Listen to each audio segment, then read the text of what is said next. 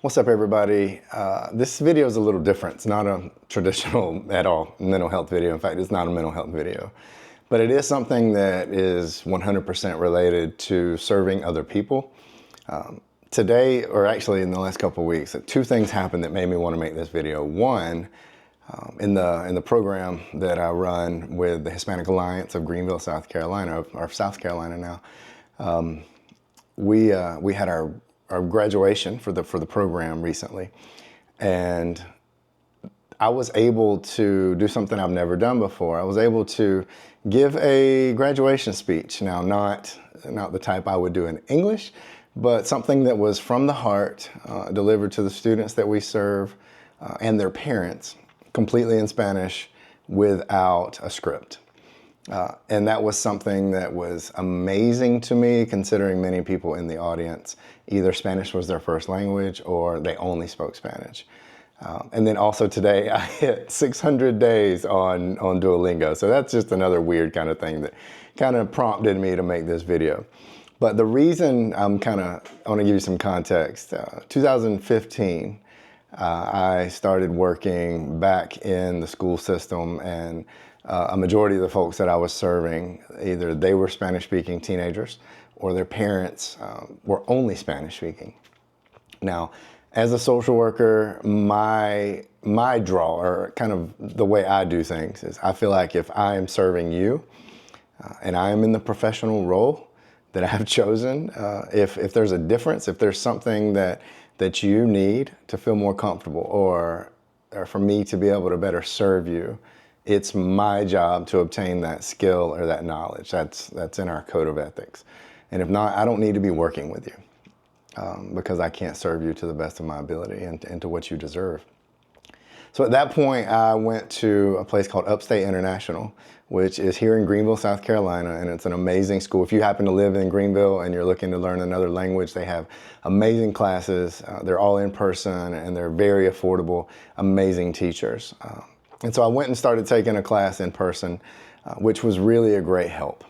And by doing that, it got me jump started. And I even noticed, like, even when I would begin to greet families with a simple, "Hola, ¿cómo estás?" That even if that was all I could say, there was started to be a little bit more trust building. And that was super important to me, and it was just great.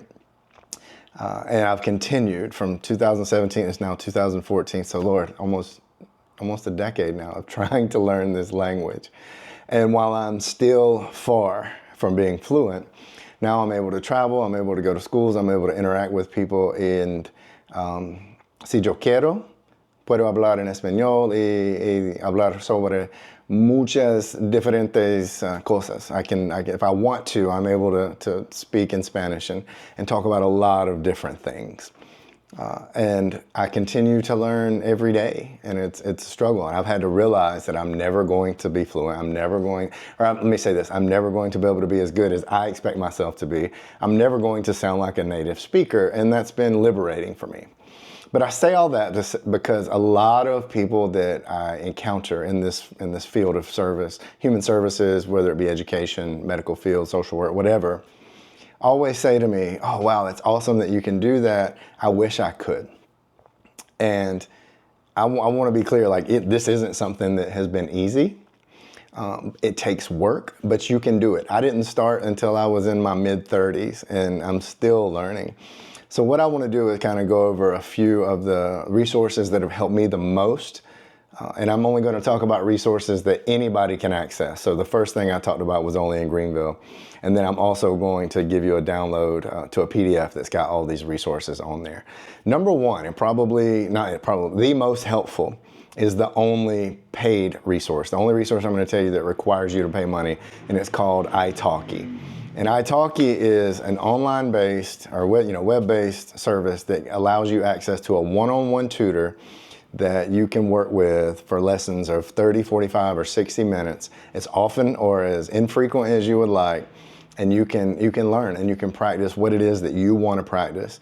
My current My current teacher is from Colombia, and I've worked with people. I primarily work with people from Colombia or Mexico because that's the dialect and the accent that I'm trying to get more comfortable with. But you can literally go in there and search by profile based on the times they're available, their prices, where they're from, are they a native speaker or not, all these different things. And even like if you're trying to learn for a certain career, if you want to focus on vocabulary for that career, you can even filter by that.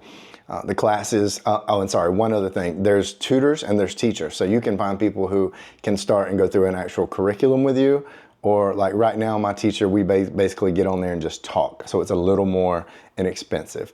I've worked with teachers and tutors who were as low as $6 an hour. And honestly, the most was probably about $15 an hour. For context, here where I live in Greenville, South Carolina, if you were going to get a one-on-one tutor in a foreign language, you would be looking at a minimum of $40 an hour compared to, $6 to maybe $18 on italki. On the download link and in the comments, I'm giving you a referral link. I would be very grateful if you use italki, if you would use that link to sign up. Full disclaimer, if you use my link, I do get a small bonus, and I'll use that to give myself another lesson. So, gracias. Some other things that I use, I love music, so Lyrics Training is a website, and they may have even changed the URL, but that should still take you there. Lyrics Training is a site where you can go on and again, I'm just going to use Spanish throughout the video. I can pull up like a Mark Anthony or a Becky G, Nicky Jam, somebody that I like, one of their videos, and I have to listen for the words, and either depending on the level of difficulty I have set, I can click the word or I have to type the word. And usually I think the lowest level is maybe 30 words in an entire song, but it's really great to start training your ear to hear that language. So the next one we're going to talk about is Babbel. Babbel is a great resource.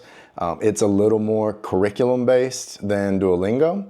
I like it a lot. However, honestly, it's not fun to me. So I have a hard time getting invested in Babbel. It's not free. I think I paid, sometimes you can catch like a forever pass. I think last Christmas I bought a lifetime pass to Babbel for like $200. And I still get on there from time to time. I have noticed that they've just added like live classes and some more interactive things. So I'm going to check out Babbel a little bit more. Another one is Why Not Spanish. I love Why Not Spanish. This is a really fun couple to follow. You can follow them on YouTube or Instagram. I do both because they are so funny, so interactive, so relevant.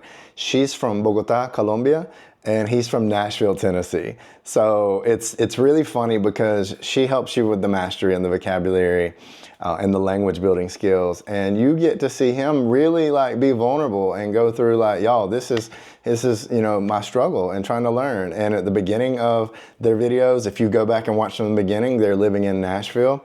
And I believe now they're living in Bogota, Colombia. So it's really cool because I can see myself in him. And that really kind of gives me hope and realize that, you know what, struggling is normal, but he's doing it and so can I. Another resource is Duolingo. Again, I hit Duolingo 600 days in a row as of today. But let's be real, you can use Duolingo for 1 minute a day and continue that streak. And learning 1 minute a day is not going to get you anywhere. So unless there may be somebody in this world that has used Duolingo exclusively and achieved fluency in a language, I find it hard to believe that most people are going to do that. Duolingo, the bar is just really low. I think it's a fantastic way to continue to build your vocabulary and practice what you're doing with some more intense learning as like a complement to that. So I do recommend using Duolingo. I actually use the paid version just because I get frustrated when I run out of hearts. But I think for the majority of my life, I've used the free version. I just got the paid version recently. So, whatever floats your boat. Spanish Land Podcast is another podcast / YouTube channel that I really like to follow. Again, this is another couple where she's from Colombia, and actually this guy might be from Tennessee too. That's kind of a weird coincidence. But same kind of thing that I was mentioning with Why Not Spanish, only with Spanish Land School, it's a little bit more curriculum based. And the podcast, instead of just being like fun, like it's very here's 10 colloquial phrases that you need to know. Here's 10 ways that we use the expression ya. So it's very, very much like that. And they also have some paid services that are courses with one-on-one. I have not used those, but based on just watching the videos and the YouTube YouTube and the podcast, I imagine they are top notch. And just from their Instagram, I've also realized they have an immersion program where you can go to Colombia with them or meet them there and go through like a week-long intensive immersion that seems really, really cool. And the last one, not the last thing I use, but the last one that I'm going to mention here is a podcast that I've recently gotten into, and it's called Mexican Fluency. They have a really good Instagram, and the podcast is outstanding. Again, this is one that I see myself in because it's a guy named Levi, who I think he's from Texas, but he grew up in the U.S. and learned Spanish in Mexico. When he was there, I think working remotely, met his wife who was Mexican, and they just get on there. And I like this podcast because it's not like about Spanish. It's about, like, every podcast is about a different topic. Like they'll talk about the World Cup, or they'll talk about movies they're watching, or just whatever, but in Spanish, and then mix in education. So it's a little bit more, it's actually a lot more enjoyable for me. And then also on his Instagram, I love this guy because he really does do a cool way of like showing you like just proper Spanish, but then also he's like the Spanish or the Mexican slang word of the day is, and I'm not going just in case I'm misusing, I'm not going to do it. But again, that is his podcast is very much dedicated to Mexican Spanish.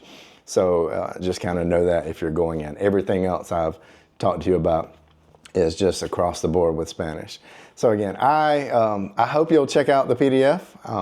Whether or not you use the referral links, I really don't care. I just encourage you to, if it's something that you've been wanting to do, to learn, just go for it. Dedicate, 5-10 minutes a day at least. My advice is it's better to practice every day than, once every 2 weeks for 2 hours. Like really get in there and do it. Pace yourself, give yourself grace. And then another last kind of thing, I didn't plan on saying this, but speak. What I've learned, especially when I first started, is I was so scared to speak because I thought I was going to get it wrong. And finally, I've gotten to the point in my life where I'm like, you know what? It is what it is. There's no way to get better at doing something without doing the thing. So speak and just do it, And if you're in the middle of your journey, or if you try this out, let me know in the comments. How is it going? What are some things that have worked for you? What do I need to add to this list? If you have a resource that's missing, let me know. Cuéntame. Gracias. And, good luck. Buena suerte.